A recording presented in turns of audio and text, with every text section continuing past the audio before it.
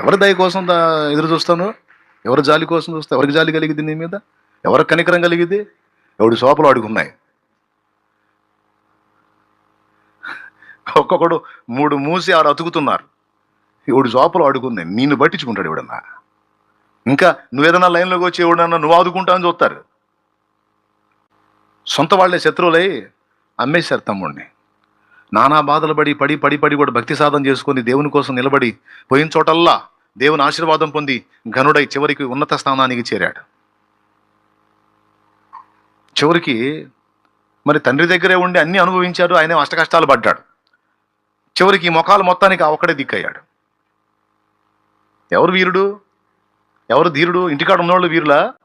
అమ్మబడి నానా బాధలు పడి నిందల పాలై చెరసాల పాలై చిత్రవద అనుభవించినోడు వీరుడయ్యాడా? యోసేపు గనుడయ్యాడు. నువ్వు ఆ మెట్టుకు రావాలి.